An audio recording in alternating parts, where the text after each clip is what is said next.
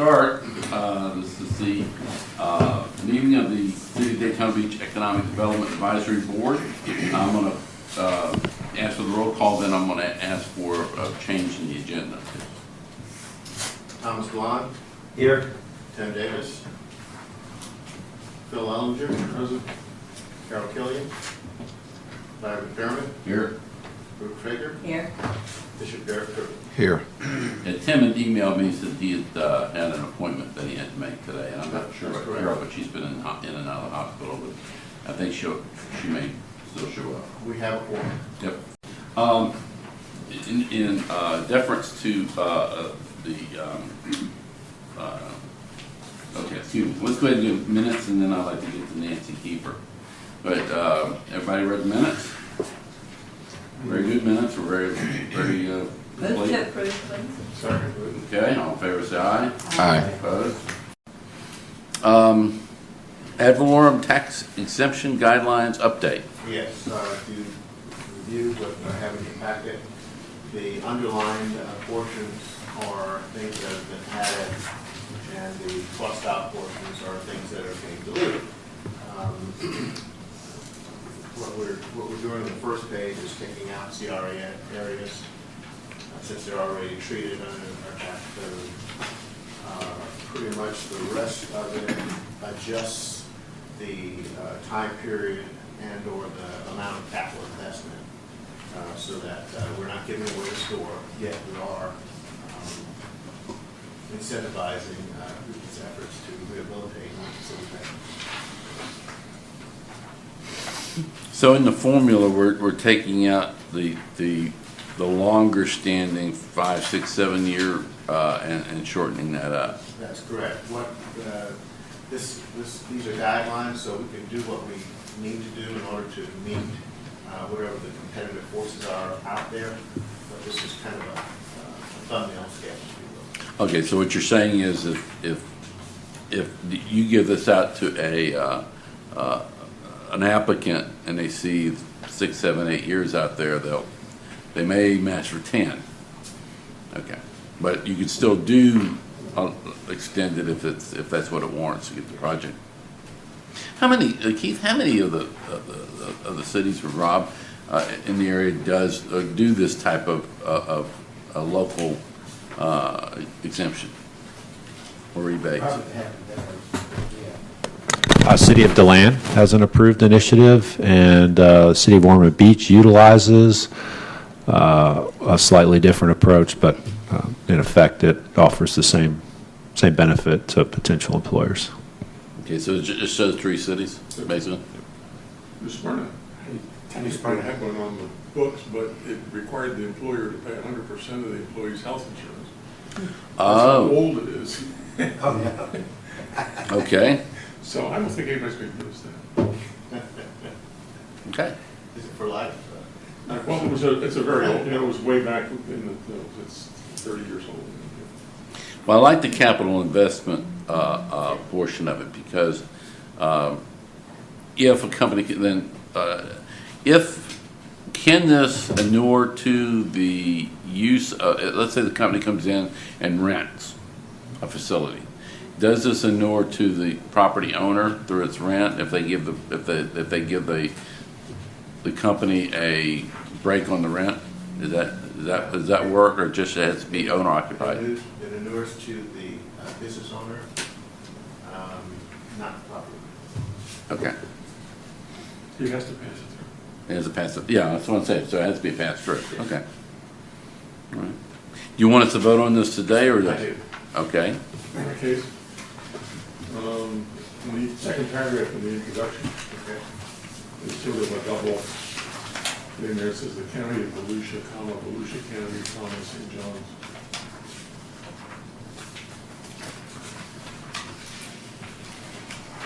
Got it. Maybe something else was supposed to be over. Maybe it's supposed to be school system or something. Okay. I think it should have probably used the schools. Yeah, I would think it was probably school system. Okay. Any other comments, questions, additions, subtractions? I read it, I thought it was fine, as long as you had the caveat that she said that these are recommendation guidelines, that if it takes something more to get a specific project, then. Okay, yep. Do I have a second? Second. All right. All right, any other questions, comments, discussion? Not, we'll call the vote. All in favor say aye. Aye. Opposed? It's unanimous. Okay. Old business, eggs and issues. I'm very glad Ms. Keeper's here for this one. I just saw my name on there. Yeah, what we're trying to do is, on an annual basis, we've been trying to do an economic report. And this year, what we've done in the past is try to do it separately at a facility and then have, kind of like light hors d'oeuvres, whatever. And now I think what we're trying to do here is to use an existing program that's actually popular and to give our economic report. And that is being, again, my bank is going to sponsor that Eggs and Issues for the city to help the city's expense. And that who is it from the Daytona Beach News Journal? I keep forgetting her name. Sarah. Huh? Sarah Bates, I did speak to her earlier this week. She's on tap to make a report, or Lori Campbell Baker, who took over her Okay. duties. They're on tap to make it. Okay, and they have a lot of different research that they compile. Yeah, Mark Soskin is the local UCF economist, and I think that would be apropos. Because UCF does sponsor the whole section, all of these, and they're the named sponsor. So we need to use someone. I mean, if we could get Sean Snaith back again, that would be wonderful. But I'm not sure what it takes to get him back. But, Rob, how much did it cost the county money to bring Sean over? There's no cost, but it was a 6 or 7 month lead time to get on his calendar. Yeah, that's going to be the tough thing. Yeah. Here's the question, Mr. Chair. I'm not sure what Eggs and Issues has already planned. And so we don't know what the time commitment we would have to fill. So we don't want to fill it up without talking to you. Well, Jim and I talked about this. This is ours. Oh, it's gonna be This was ours. How about adding Rob and Keith to the panel? Okay. I mean, that would give a nice Yeah. cross-section to the whole. And It's not unwieldy right. fight. Okay. I think we got our folks. Mr. Chair, I know a couple of years ago, we decided to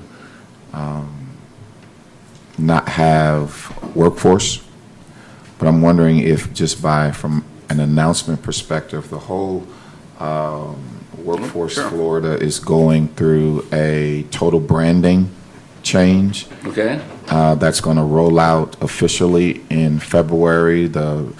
Some of the precursors are happening now, so it might be an opportunity for at least, and then with the new executive, it might be an opportunity for Robin to at least say to the community, this is the new name, this is why the new name, so forth and so on.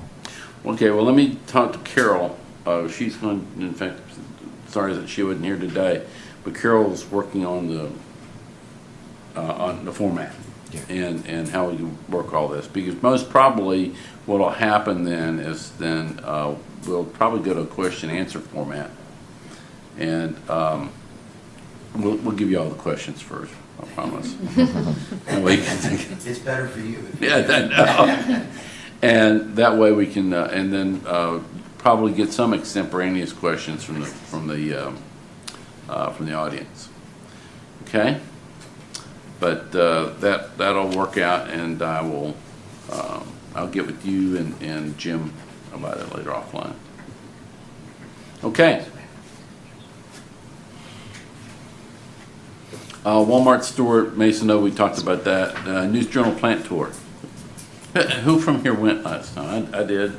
Anybody else? You went, Ruth? Okay, that's interesting. Yes.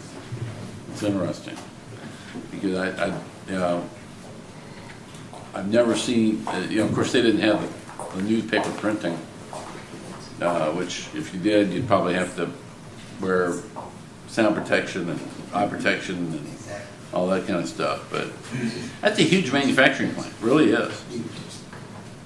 Yeah, and you know, not every city in the country has one of those.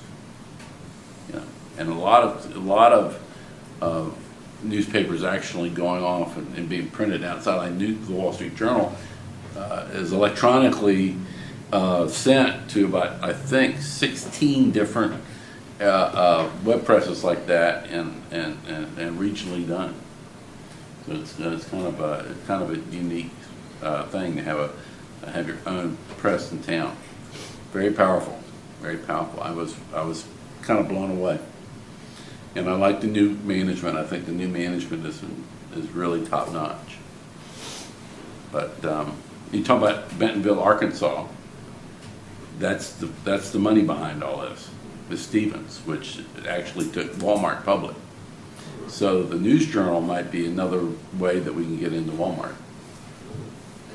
You know, that all of those guys, you know, probably Bill, the new publisher, Bill, I can't think of his last name, probably has ties with them, at least on a meeting basis anyway.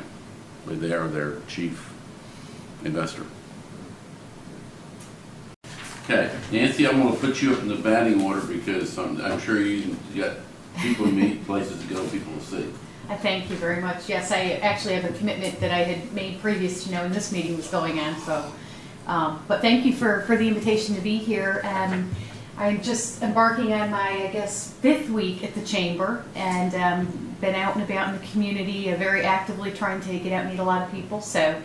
You know, very much looking forward to seeing how we can partner and more. I know we've been very involved with the city and, you know, working on various issues and working with my partners in economic development to see how we can collaborate and work together. So I don't know if there's anything in particular you want me to address at this point, or. Well, tell us about the November 19th Sparway, you know, your coming out party, so to speak.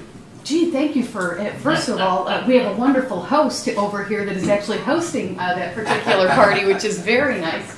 And I would love to have everybody stop by. It's actually an opportunity to showcase the renovations to the Chamber building. Our community foundation put quite a bit of money into renovating that building for ourselves and the Convention and Visitors Bureau. So it's kind of the open house for that and an open house for people to come in and get to know me. Although I said last night was my 87th meeting in the first 4 weeks here. So I certainly have been out and met a lot of people, but would welcome anybody to come by the Chamber. It's going to be a nice evening. It's about 5:30 to 7:30? 5:30 to 7:30. Yeah, it's on Tuesday the 19th.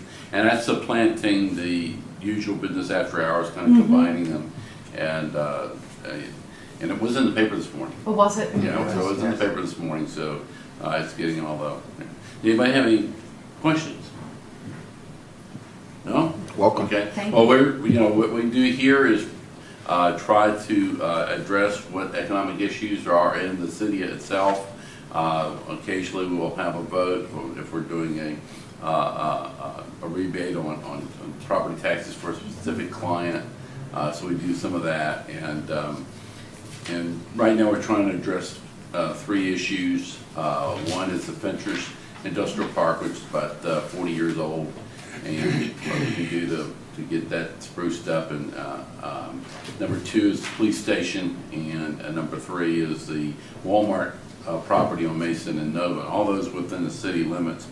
We want to just go ahead and make try to make that. It's kind of chairman's prerogative right now. Try to make those 3 issues.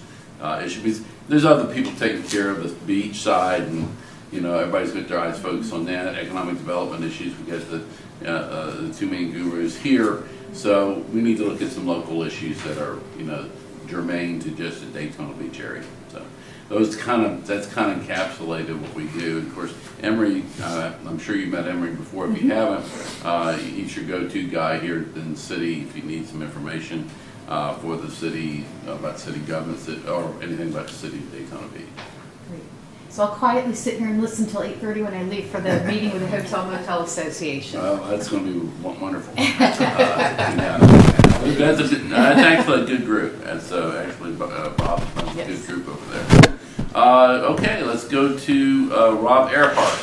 And Rob, I thought you did a great job Friday. It Great. went really well. And Sean Snaith, even though he came in a pair of sandals, jeans, and some sort of jacket, and he had some sort of family emergency or whatever, it was a very good program. Is that going to be, can you get that program anywhere? Can I download that? I wanted to show that to our board. His presentation is on our website. When you go to floridabusiness.org, on the left-hand side, you'll see several choices, one of which is statistics and key reports. If you click on that page, it's about halfway down in the middle, his Our presentation. board retreats this week, and we have an economic part of that, but macroeconomics of the area, and that would be very timely. All right, I'll do that today, thanks. He was clearly, as he said, in full professor mode Friday morning. Yeah, he was So, in his element. It was probably the best presentation. I've seen several by him, and that was probably the best one. well, thank you, Mr. Chair. Good morning, members of the board. My report here will be brief. I just wanted to touch on 3 items. The first of which is you may or may not be aware that, well, I know that we're all aware, the Center for Business Excellence is the Regional Workforce Board, Region 13. It's one of 24 in the state. There is a state workforce board that meets quarterly, and their most recent meeting was here in Daytona Beach on the 5th, 6th, and 7th of November. Bishop Triplett can elaborate on this some more, but I just wanted you to know that the city of Daytona Beach and Volusia County in general got a lot of visibility from these business leaders from across the state as a part of that visit. They got briefings both at the Speedway by Joey Chitwood and at Embry-Riddle by Dr. Johnson. Had a nice dinner inside the Bill France room, and there was a lot of energy and a lot of positive feedback that these folks provided about all the great things that are taking place here in the city of Daytona Beach. So, as you've already noted, we had our Q briefing on Friday morning. You each have a copy of the report. It's not my intention to go through it unless you would like for me to. And then finally, I just wanted to touch on a third item, and that's the VMA Awards dinner is upcoming. It's the December 12th at 5:30. It will be in the Daytona 500 room inside the Speedway. I know that Jane Pfeiffer would appreciate your consideration in signing up to attend.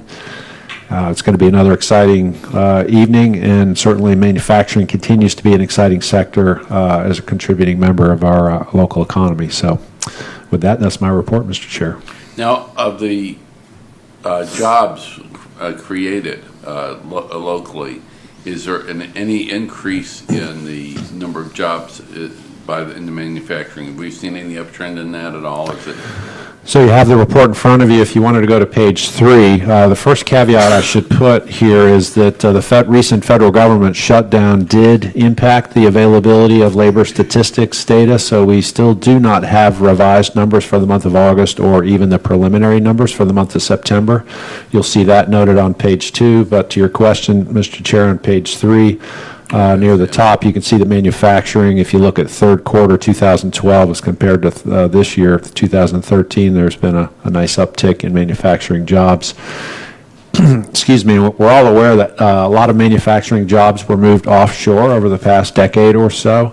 And there's a trend to bring those back. You're not going to see that, I don't believe, done in leaps and bounds. It's going to be incremental, but we're certainly seeing that in conversations that we're having with local manufacturers, including some here in the city of Daytona Beach. Yeah, if you didn't go see Sean Snaith's talk, part of it was about a study and that's what I wanted to get my hands on. It was a study about the confidence factor of the manufacturers and business people. And that if there's a lack of confidence, there's a lack of capital development, there's a lack of hiring, and a lack of basically product development. They just kind of go in hunker down mode and try to make, and doing what a lot of businesses are now, cutting staff, cutting expenses, and that's where you see leading a lot of profitability. And so that cycle right now hasn't quite been broken. And I know that we're kind of on that part of the wave where we're down in the bottom, and hopefully we're starting to crest up, and they'll come back out. And I noticed that in the local economy, we do have some people stepping out like the Speedway and ISC with that huge project. Those are the types of things that occur, and that's going to help kind of break the mold in this area. And in fact, to that point, Joey Chitwood almost made that exact point in his closing remarks to the State Workforce Development Board, that their $400 million investment in the Speedway isn't just an investment in a sporting venue. It's an investment in the community. At least that's how International Speedway Corporation says it. So I like the way he closed that meeting, and I don't have it in front of me, but he used a quote from one of his favorite business leaders in the motorsports industry, Mario Andretti, something to the effect of, if you feel like you have everything under control, you're not going fast enough. Not going fast enough. Exactly right. I like that. Okay, well, thank you very much. Anybody else with questions? Okay. Go ahead. Mr. Norton, Good morning. good to see you. Thank you. We continue to have exciting news about project activity. We currently are working on 42 projects. That number changes daily, sometimes more than daily, because we remove projects that we find out are in an inactive state or have decided on another location. So we have about 15 projects that have visited at least once, and 2 are in negotiations. As you've read, Project Dow is still negotiating, considering their opportunities in the city of Deltona, and we have a financial company looking over on the east side as well. And then we have several other companies that are entering the negotiation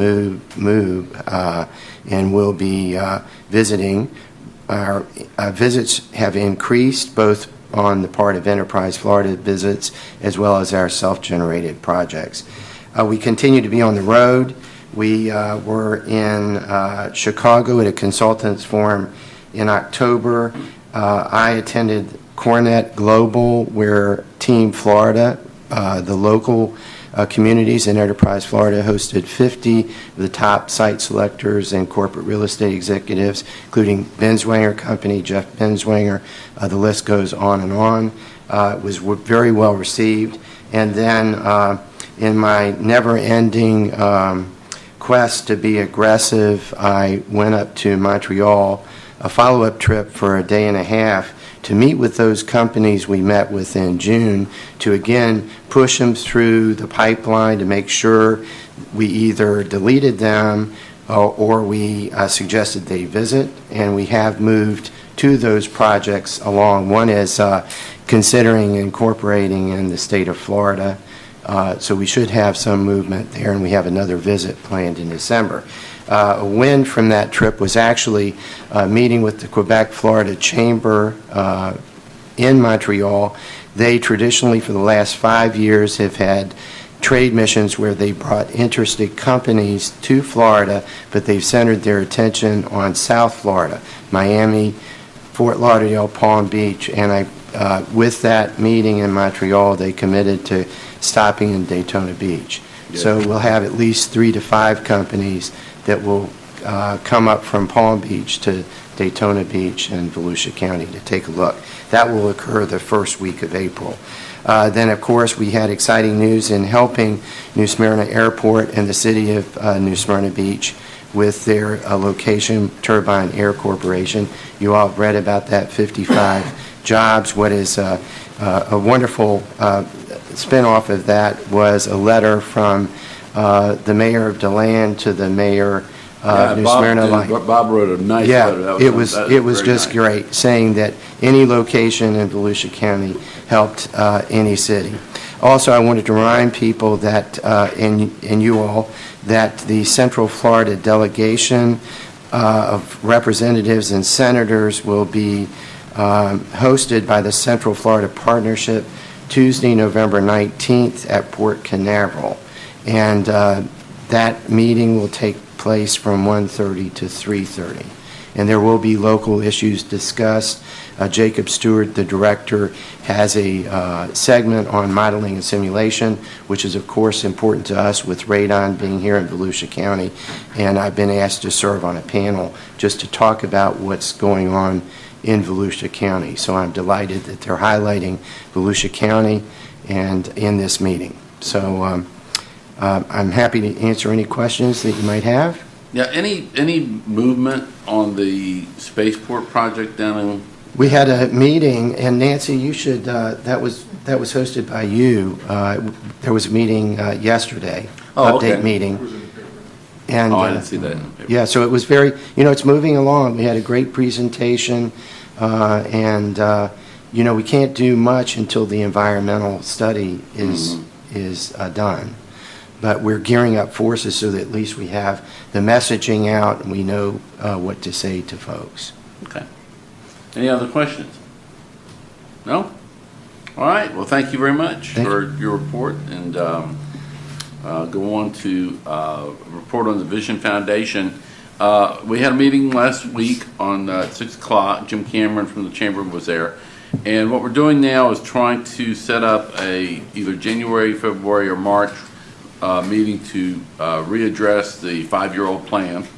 A lot of things have changed, and so we had a meeting of probably 75% of the previous chairs that had chaired the various segments of the previous vision plan, and some other interested parties. And the idea is try to figure out a way to bring all the common elements back together again, and to readdress the growth issues and the how we want Daytona Beach to grow and to foster its economic development, its historic preservation, different areas of education. And we went through a list of several, I think it was probably close to over 180 different areas that were addressed in the vision plan, which had some action by this city commission. And still going through that list to see where there may be some changes needed. So basically, this was kind of a pre-organization meeting, and we'll probably have another one in another 30 days to try to get the date and agenda. Now, Jim Dixon, who did the original charrettes, is going to basically donate his time to do it. He's kind of semi-retired now, and he lives in lives in LPGA, and he is donating a lot of his time. So to do this, so we're going to try to get that done. Actually, it said 7 o'clock for adjournment. I think it was about 7:45 by the time we ended up, and there was a lot of discussion about how to do this. And the thing is that I've always said is, if you don't have a vision for your community, then the community is just going to go any which way it will. So we need to give more active assistance to the city commission and the city manager about the way the citizens want this plan to go. And I think that was one of the largest things that came out of. Derek, do you have any other thoughts on that? No. You were one of the. He brought a lot of good points, and my point is that I think that it tends to be more. We need to be more active, a lot more. Absolutely. Absolutely. Yeah. Okay. Venturous Initiative, I don't think anything's going on there with that right now. I think Tim is trying to schedule a meeting. And what, as I said, there's three initiatives that this chair has, in its own prerogative, is bring out. Venturous is a 40-year-old industrial park, which is in the west part of town, and it's what's Florida Production Engineering used to be there, the Crane Cams, all the really nice companies in the 70s used to go to Venturous, and that's where you were. It was a place to go. There's some degrading signage, different other elements of the footprint, which is 40 or 50 years, designed 50, 45, 50 years ago, is not to modern standards. And we want to go in there and take a look at that and see if there's a way to brush up that a little bit and maybe form a property owners association to take care of some of the issues. I know the signage issue has been the biggest question. Who actually owns a sign? Who's going to, all these different legal wranglings. The other one is the police station, and I think according to my sources in City Hall, they said that the city manager is going to be sending out bids for an RFP for the sale of that facility. Certainly, that has a lot of ramifications for economic development in Midtown, and that's one of the things we want to see is something that goes there that can help the people in Midtown be able to. You can walk to work for many of those people in those neighborhoods, or ride a bicycle. It would be nice to have some type of commercial activity there that would be work, that would put 100 or whatever people to work. So it's an interesting project. It's an interesting transition of use of property, and see how we can make that come out as strong a use as possible for the economic development of that area. And the third is kind of a mystery project, and that is all this. Father Lopez was torn down. How long has that been? 5? It's been 5 years. 7, 8 years. Yeah, maybe 5 years. 5, 6 years. Yeah, and there's this big empty lot in the corner of Mesa and Nova, and that either needs to be flipped out to someone that would end to use it, or Walmart should do something with that. And that was a controversial project. The only thing that's not controversial is typical Walmart store. I don't know, it has 600 or 700. The smaller stores have 600 or 700 jobs. Again, not the highest paying jobs, whatever, but it does give people a start and helps them along in finding and developing a career. So the point is that those 3 issues, and it could have been 20 more different issues, are the 3 that we like to try to work on over the next year or so. So that being said, that's a little bit more that I need to say. So let's move on. Yes, ma'am. Oh, you have a question? I was wondering with Keith, do you have any projects that might be suitable for the old police station or the old Walmart thing? We do have several. In fact, we received a call that this week about a customer support center for a manufacturer that might be appropriate if they would consider a former retail store. So there are those projects coming in. And former retail is good for customer support centers because of the parking requirement. So it just depends how much they want to do as far as renovation. But they are on your list of properties. They are. Okay. I might add, Mr. Chair, you are correct. The city is thinking about doing another RFP. Right. It's been RFP twice, and one of the efforts resulted in the law school. Their interest in that fell through.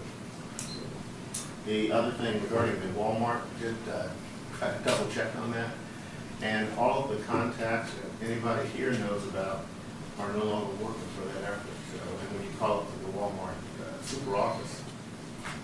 Yeah, well, Bentonville's a little tough to get into. So that's just my opinion. Well, I've got one person that has a pretty good chain up to the senior management at Walmart. I'll call him. That would be very helpful for us as well. Really? So thank you. Yeah. Okay, I tell you what, you and I will set up a lunch with the fellow. Oh, that'd be great. Super. Yeah. New business. This is just Larry driving around, but the KFC, if you see a business line in Daytona Beach that's closed, do me a favor and tell Emery, it's within the city of Daytona. The Walmart, the Walgreens. Now, how many times have you seen a Walgreens shut down? They closed Never. October 31st. Yeah, and that was on at the corner of Bevel and US 1, just out the here. I do have a report on that. I was talking with Tim Davis, or he sent me an email rather, and he said the tenant will continue to make lease payments. Yeah. And they're open to subleasing that position. And the Root organization is also working on a new tenant for the KFC on ISB. Right. And one of the other businesses that closed was the Tire Kingdom on the corner of Nova Yep. and Mason. Yeah. Which makes that complete corner empty, because it's right across from the Lopez piece. Yes, that's the thing. That's a major, huge deal as far as, and across the street We got three of the is corners. really The empty closed because gas that BP station Yeah. or whatever the gas station is closed. So that's a huge area of this town where there's thousands of cars go by there every day. It's just showing no prosperity at all. So, and so we again, that's an area I know that we're a board, but we need to highlight that because that's a what is that? That's got to be $8 million in property value. You know, if you look at $1 million each for the other, and it's $5 or $6 million for the Walmart property, that's going to be $7 or $8 million in property value, assessment value. That's a huge number in this town in one fell swoop. But well, we just, as long as we keep it on the agenda and try to keep up with what's going on, maybe it'll help us at least when we're in the community to see what businesses, and I'm not talking just about the big businesses like a Walgreens, whatever. I'm talking about small guys too. You know, we see something, we need to, or if you hear of a situation where a business is having a hard time and they're thinking about closing, we need to know about this stuff because it's 4 or 5 jobs, 8 or 10 jobs, 25 or 30. It all counts. Those people go back into the abyss. You were talking about, or no, maybe Sean Snaith was talking about how after 6 months they don't find a job, they just fall right off the unemployment statistics, and it's terrible. For a person, I've been blessed all my life not to be out of work except when I wanted to be out of work, and it's when you're swimming upstream like that, this economy. Anything else? Anybody else in on business? 2 things. One, because it was a part of the visioning process early on 5 years ago. I don't know if this is to Emery or Rob or whomever. One of the things we talked about was increasing the speed of the permitting process. Has that improved, and have we seen and have we been getting positive feedback from our companies on our process? It has improved. We have a new building official now. One of the other things we talked about was better customer service. Yeah. I think you'll find that it has improved 150%, and there are still efforts ongoing to improve it better. The process is going smoothly, much smoothly, I shouldn't say smoothly. Much more smoothly than it used to be in the past. One of the things that's happening right now, Bishop Triplett, is that the land development code is in the Final stages? final stages. For some reason, the city put me on that board Because I know of- nothing about land development. Because of Larry driving around. Yeah. But I did work with VCARD. Yeah. I actually put you on. Oh, thank you.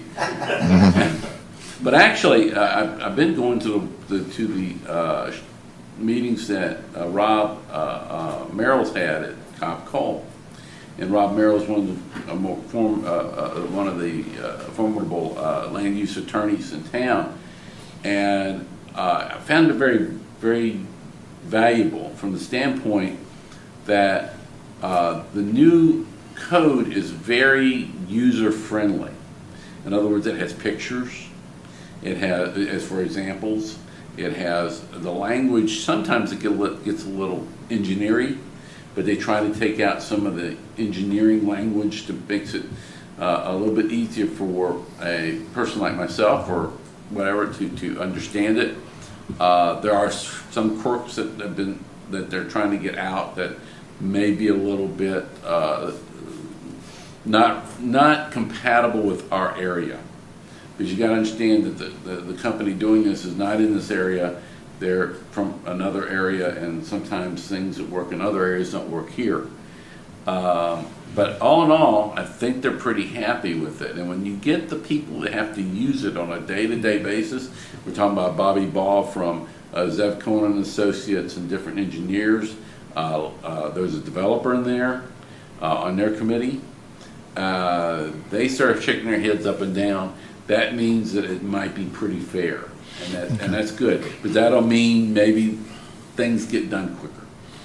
The second thing was, I think I've been on this board maybe 7, 8 years, or what have you, but this has been one of the busier years since I've been on the board. Would there be any value of producing some type of year in review report, not just for us, but for all the key advisory boards, to just say, this is what went on during the year. I'm not trying to create more work, but it would also, I think, have some value to citizens who may be interested in serving on boards later on and need a little bit more than just the description, but kind of some nuts and bolts of what's been done. Would there be value in kind of a year in review? This is what we tackled on this particular board over this particular year. And then secondly, I know I brought this up a couple years ago, would there be any value in, say, yourself and some of the other key board chairs to once a year possibly have whether it's you and some of the redevelopment board chairs, and to talk about, from a holistic perspective, what the year ahead is going to look like. What you have these 3 priorities. I'm sure each, they have their priorities, so that we can, kind of be a city together. That's an idea. It's a good idea. And I'll take that suggestion back and see.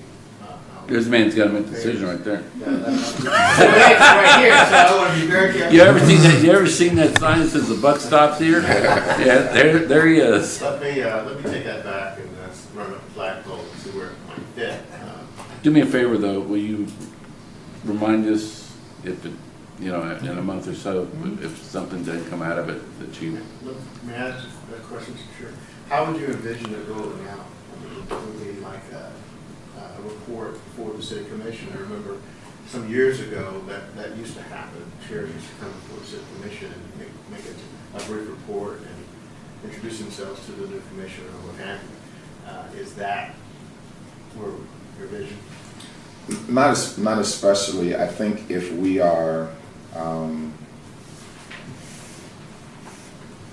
advising them, technically, theoretically, then I think the reverse would happen in some way. That maybe commissioners would visit us and talk about, this is where these things are. Thank you for your service, your advice, and here's where these things lie. The only problem about having them visit here is because you have the sunshine laws. Mm-hmm. That's the reason why most people go to them. Yeah. Because then you already have a notice meeting, and Okay. So I don't know the legalities of it, but just, you might be able to do it even at a workshop meeting or something like that, where you have specific agendas. There's a non-voting agenda, but you can have discussion. I don't know. Is that usually how it works, Jim? Yeah. Okay. I just kind of think that at the end of the day, almost like an annual report, we should have some compilation of what we did. Okay. That's a good suggestion. I think we can do that. Okay. I think Emerson do My bad. Would the city manager like to speak? I would. I'd like just to kind of bring it into the light of some of the things we're doing, because economic development isn't something that is always out in front of you. It's something sometimes that has to be done very quietly, to talk to the right people at the right place, the right time, to get their investment ideas, and in some cases, really spur them forward. And we had such occasion recently where, really at our initiative, we put together a meeting and had it at the Ocean Center very quietly. Nobody, it was not a press event. It was an event really to talk to the development community and investors from outside of this community, as well as some from within the community. And we had the help of Team Volusia in some of the data and working with us on putting a program together. And I just wanted to report to you, we aren't quietly sitting by and nothing's going on, because we had about, we had the room set for 50 and we filled up 50 chairs. Now, not all of them are developers, not all of them are prospects, but the great majority were. And the beauty of it is, and when you do something new like this, you don't really know what you're going to end up with. And we learned something in the process, because in the process of collecting data and information, you find out really what's happening in this town. There's $1.5 billion worth of investment going on today in Daytona Beach. $1.5 billion. That's all sectors. And then when you throw in the new stuff that is just about ready to happen, you're over $2 billion. All that translates to jobs. And it translates to money turning over in our community, things that are going to happen.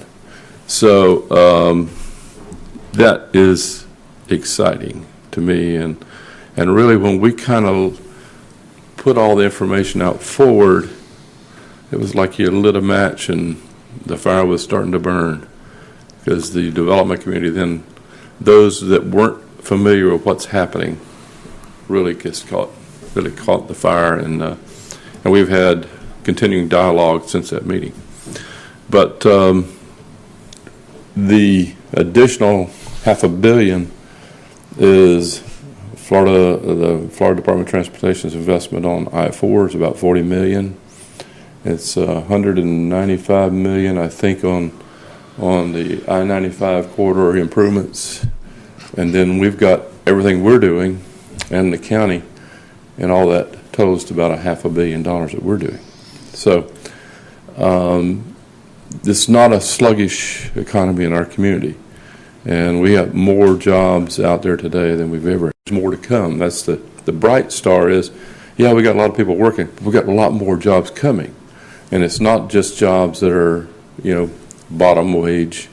And we got jobs all the way up and down the spectrum, and all types of jobs. So it's not that that any segment of the economy is being ignored in that way. So it's a real fun time for us, because we can now see people getting meaningful jobs. Just had a job fair last week. Great turnout by the companies. We had over 40 companies Over 40 companies and over 1,300 applicants. Second time we've done this. We did this, 2 years ago or a year and a half ago?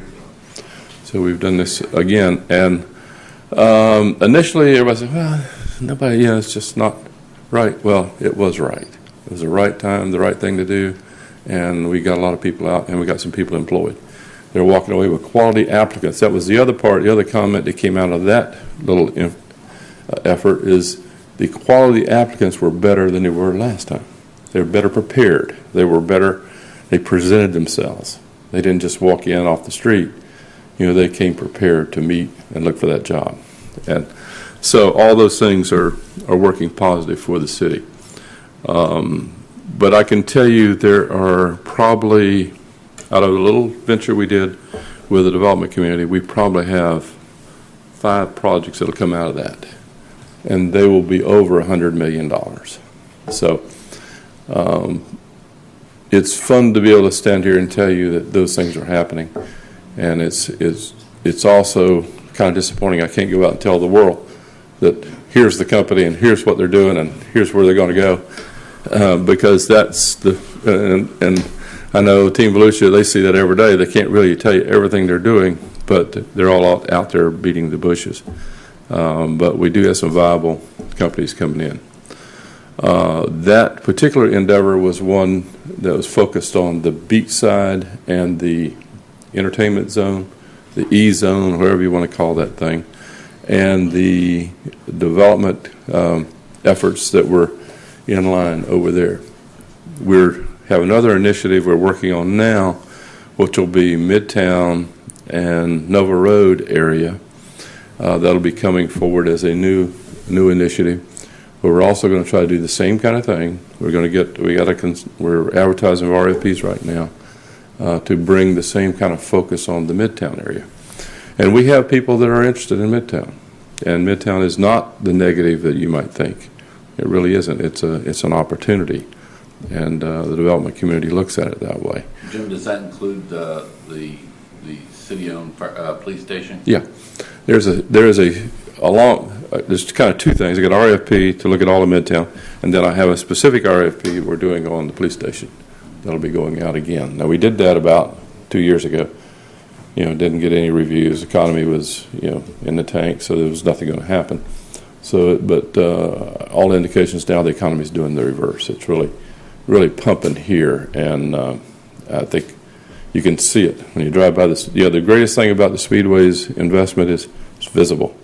You can see it going on. You can see people working, and it's not something we're just talking about. And that project's due to be complete in 2016. 2016. Yeah. I get confused on these dates. 2016. Whoever thought I'd even be alive at this time? But the beauty of it, they have another project across the street, One Daytona, that has the same time frame. So they're going to expedite their project, I'm sure, when they get involved in it. And it's a very exciting concept because it's not the mall. It's not a mall project.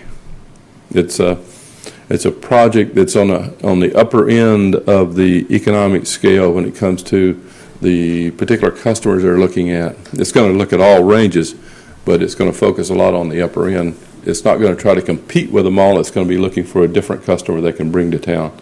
That'll be a real enhancement for all of us. And then you have met with the Hard Rock people. Everybody says, "Oh, they're not going to go." They're going to go. That project's going to get built. We just did a final review of the incentive agreement to get them here, and we're all on the same page with the agreement and the incentives and the package, and it's a matter of getting all the documents through the process, and we'll be going through the process in December on their particular incentive program and their I think there's the PD agreement is all going through now. I think it's been through the planning board. It's got to go through the city commission current time. The other hotel is, I think the incentive agreement's already been approved. Has it been approved through the commission? I think we're further along with with what we call the Russian project, but it's Daytona. What is it? Daytona something. Proto. I've heard several names. But in any event, it's on track, and it may be a little bit ahead of the Hard Rock. But both projects are moving forward. So no matter what, you'll hear people out there say, "Oh, they're going to do it. Yeah, this guy doesn't know what he's doing." We hear that all the time. But when we're in the trenches with them, working out the details, and there's hard money at stake in both those projects. So You met with the folks with the Desert Inn? we have met with the folks at Desert Inn.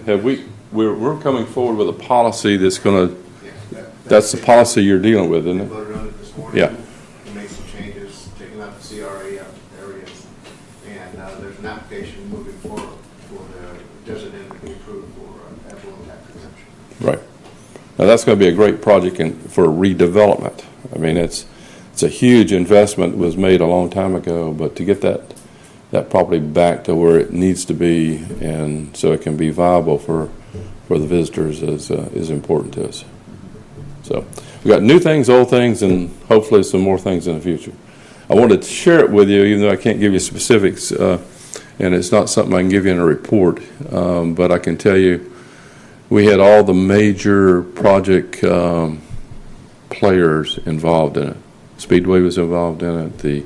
Both hotel projects were involved in the project. So it was a Team Volusia was involved.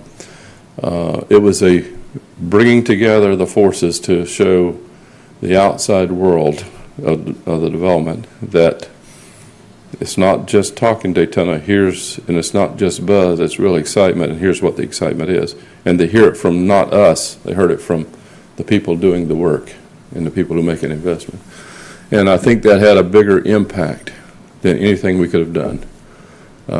It was interesting because within an hour of conclusion of that meeting, we had people calling us from the people that were there. And I've got a call now from the company we helped us put it on, and we have two development groups that want to come in and meet with us in addition to what we were talking to the other day. So I figure if we can get one in out of all those, we're great. If we get 5, we're heroes, you know. Well, you know, one of the keys is that the Brain Gillespie tranche of property is now broken up, which makes it easier to get these groups to come in and buy piece by piece. Yeah. And that's certainly going to make it, I think, a lot easier to do. It is, and what we're finding is bigger is better. In other words, you can't look at what we're trying to do myopically and just look at one little piece. You got to look at the whole thing, and you got to try to sell the whole idea. Let them decide where their limits are and what they can do. But if you look at it too small, it doesn't really work well. And that's kind of one thing I learned in this process. The guy that wants to build a hotel is going to build his hotel. But he wants to know what else is going on, what else is happening. And in this case, we had every segment of the economy that we needed there. We had the hotel, the financiers, we had the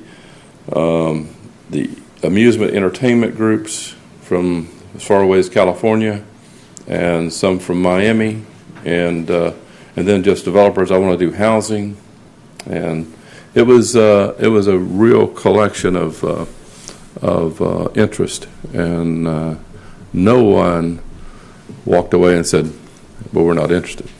Everybody is interested now. They're all we gave them a lot of information, so they're trying to determine, what's their focus going to be. Yes.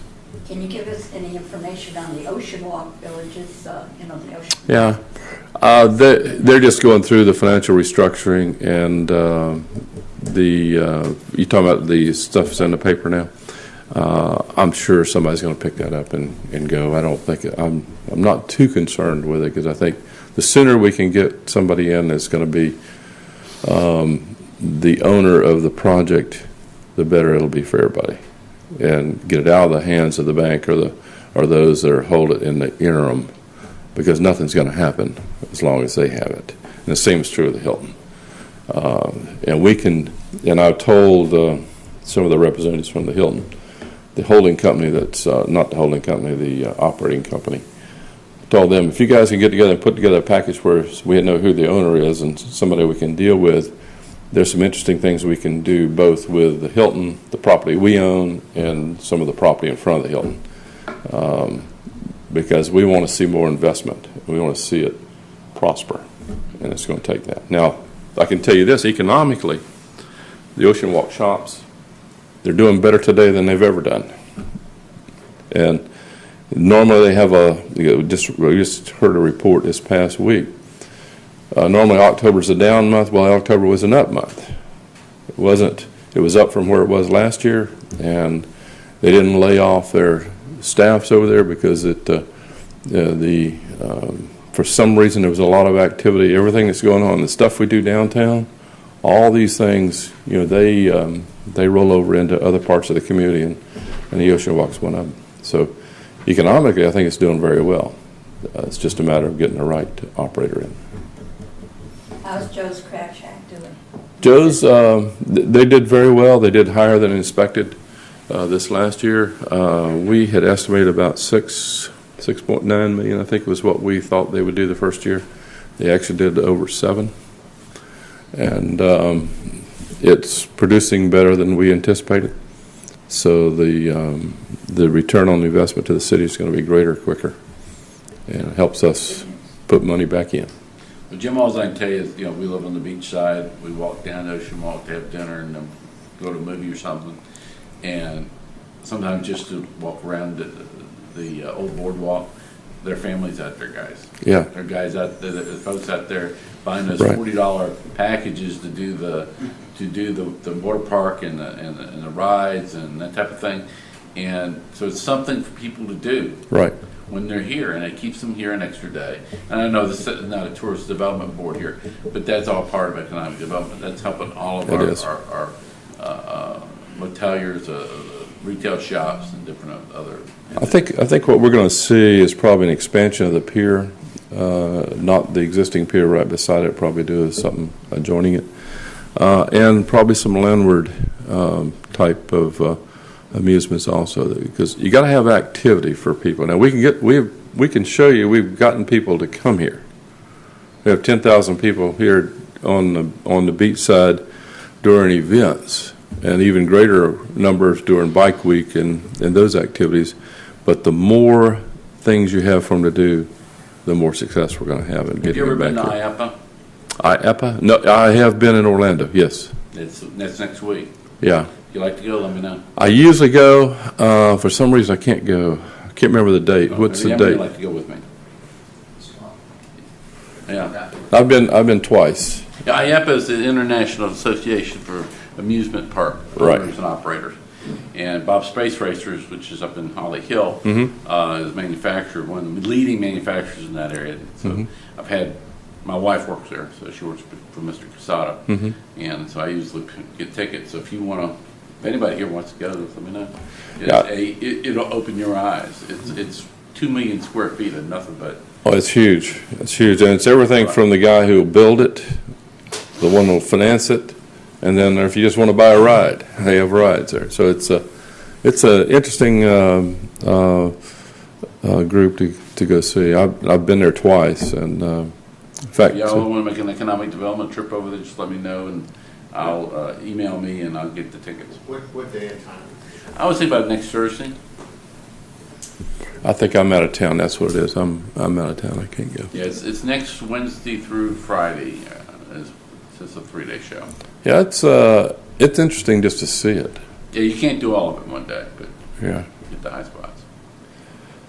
But I just thought I'd bring you up to date on what we're doing, and it's not something, like I said, that I can produce a report on, but I think it's very worthwhile. And I think it's thank you for your help and your staff's help in putting together some of the stats. Because the area of influence is about 3 million people in our geographic area. Is about 3 million that can contribute to our economy, and we kind of forget that sometimes. We're a lot larger than we think sometimes. Okay, thank you very All right, much. thank Have a you. great day. Is there any other business? Yes, sir. If you look at the bottom of page schedule next meeting, I posted the 2014 meeting schedule. If you look at 2013, we did add some meetings in there. I adopted that format. I kept those meetings in. What I'm finding is at the end of the year, like right now, we have a lot of businesses wanting to come in and do that loan tax exemption or what have you. So I think November, December meetings are probably good to keep in. I'm not sure about the others, but I'm adopting this meeting schedule right now. Well, we need the December meeting to go over that eggs and issues thing, so we can get that all Oh, finalized. no. Yeah, I'm with you. I'm talking Yeah. 14. I know, I understand, Yeah. but I agree. I mean, if it looks like we're not going to have any issue, any agenda issue, we could always not do a meeting or that type of thing.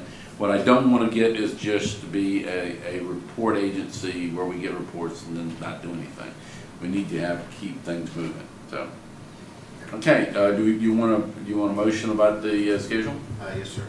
We need a motion. Phil? Second. This is for the adoption of the 2014 proposed schedule. All in favor, say aye. Aye. Opposed? Thank you so much. All right. Mr. Chair, my apologies. I had one other item. excuse me, I should have brought to your attention, you may have seen this in the Wall Street Journal. It was announced on November 8th that Essilor International announced the signature of an agreement for the acquisition of all outstanding shares of Costa. That includes the Costa Del Mar facility on the Mason Avenue extension. Reading this article, I think it portends great news for the continued growth and expansion of Costa. However, I think I'd be remiss if I didn't point out to you that Essilor also acquired Style Mart in the city of Ormond Beach. I think that announcement was about 2 years ago, and they currently have no Style Mart. So from a relationship standpoint, anything that this board or the city might be able to do to continue to foster success with that firm, I think we'll do what we can to help be supportive of that as well. Okay. Sometimes retention is even more important than acquisition. Okay, any other? Yes, sir. I see that FDOT is going to have a series of public meetings regarding a multimodal transportation facility and the targeted a couple of general areas along Bevel Road coming off as part of the I-95. Was started getting talked about, Rob, you remember back a couple of years ago, and the airport was very interested in that, particularly the corner of Williamson and Bevel, as being a terminal for multimodal transportation, and particularly where they talked about the train coming up through Orlando, and there would be facilities. The airport subsequently, Rick Carl did a very extensive study with Gayabi and Associates about the potential link-up of a loop completely around the airport property, tying in Clyde Morris, Embry-Riddle, International Speedway, some of that kind of stuff, and the potential of a multimodal. I don't know whether anybody was sort of aware of that, and it struck me that it might be interesting, Rob, if you could see that if that is still on the boards with Rick Carl, maybe he could, or Rick Gayabi, to at least come in and talk to us about it, because it is going to have an impact on the development of all that property. It was very clever. They spent, I don't know how much money they spent, it was quite a lot of money, with a number of different options, a number of different ways of actually whether little trains or what was going to happen. So that would completely loop that, tie it all together, which tied into the ISB corridor product, it tied into multimodal, it tied into Embry-Riddle,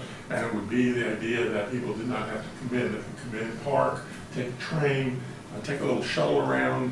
One of the issues when you still talk about beachside, the whole ISB corridor project got started, if you remember, was because there is no way to get from the airport to the beachside or to the ocean center without renting a car. There's no real public transportation. We don't have a train. We don't have trolleys. And so I think that's one of the things that we could sort of help along, at least keep people motivated, and because it does tie it together. Years ago, we started playing the whole ISB corridor thing. Started from a game. I don't know whether anybody ever play SimCity? Oh, SimCity. And we looked and we said, this is wonderful. If you were going to divide your own thing, you have an ocean, and then you have a river, and you have beaches, and you have an airport, and you've got universities, and you're developing a whole thing. How do you connect it all? How do people get around? What do you do? And that's how the idea of the box, you probably heard that term, that was really all came from SimCity. And some of that still happened. I know that the county, through the airport, was very interested in making that happen. And maybe you could check into that and see if Rick and Carl and or Gayabi would come talk to us as a presentation. That would be wonderful. Because I know that it was still being talked about, and because it fits right in with Speedway, with everything Speedway's doing, it fits in with air traffic. Yeah, so I'd be happy to pursue that on y'all's behalf. When would you want? Probably February, March. Okay. Does that give you enough time? Well, actually, the ITSS conversation is very active right now, and as Phil knows, the ISB corridor conversation has been very active for, I want to say, 18 to 24 months. As well, the TPO, if I have my information correct, just voted to confirm FDOT's willingness to advance funding, and I want to say it's in the range of $270 million for what's being called the ultimate interchange. And so you've heard the city manager speak to expansion or widening of Interstate 95. we're all aware of the existing widening taking place at I-4. That's $135 million.